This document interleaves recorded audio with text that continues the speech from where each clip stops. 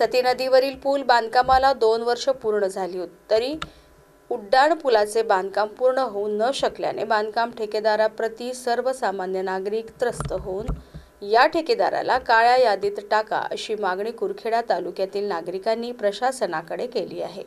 पहिल्याच पावसात सती नदीवरील रपटा खचल्याने वाहतुकीची मोठी कोंडी निर्माण होऊन शेतकरी, शेतमजूर, विद्यार्थी, व्यावसायिक व नागरिकांना तालुका स्थळ येण्याकरिता 16 किलोमीटरचा त्रास सहन करावा लागत आहे।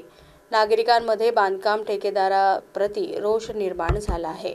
या बांधकाम स्थळाला माजी शिवसेना जिल्हा प्रमुख सुरेंद्रसिंह चंदेल यांनी भेट देत खचलेल्या रपट्याची नियमित डागडुजी करीत पुलाचे बांधकाम लवकर पूर्ण करण्यात यावे अशी मागणी त्यांनी प्रशासनाकडे केली। कुरखेडा शहरालगत असलेल्या सती नदीच्या घाटावर नवीन पुलाचे बांधकाम मागील 2 वर्षापासून सुरू आहे। तात्पुरत्या स्वरूपात वाहतूक सुरळीत राहावी म्हणून बांधकाम करण्यात आलेला रपटा पहिल्याच पावसात खचल्याने येथील नागरिकांना मोठी अडचण निर्माण झालेली आहे। नदीपलीकडे वसलेले अनेक खेडेगावातील विद्यार्थी आणि ग्रामस्थांना तालुका मुख्यालय गाठण्याकरिता तारेवरची कसरत करावी लागत आहे। ग्रामस्थांना नदीतून पायी वाहन ढकलत जीवघेणा प्रवास करावा लागत आहे। पोलीस विभागातर्फे सती नदीच्या रपट्यावर दोन्ही बाजूने बॅरिकेड लावून मार्ग बंद करण्यात आलेला आहे। आज रस्त्याची पाहणी करण्याकरिता तहसीलदार रमेश कुंभरे, पोलीस निरीक्षक महेंद्र वाघ, माजी जिल्हा परिषद सदस्य अशोक इंदुरकर, माजी नगरसेवक पुंडलिक देशमुख, संजय देशमुख उपस्थित होते।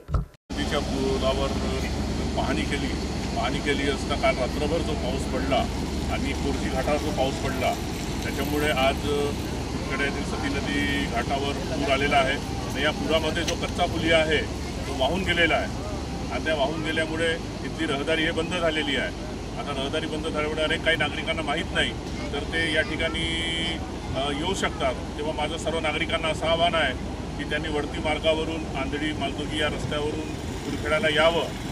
तसेच कंत्राटदारांनी हा काम थोड्या मंद गतीने केल्यामुळे हा त्रास होऊन राहिलेला आहे आणि आम्ही कुरखेडावासियांना तथा कुरखेडा तालुका आणि आजूबाजूच्या तालुक्याच्या लोकांना सुद्धा याचा त्रास होऊन राहिलेला आहे। तरी या कंत्राटदारांनी हा काम आता जे शक्य वाटेल तितक्या लवकर त्यांनी करावं।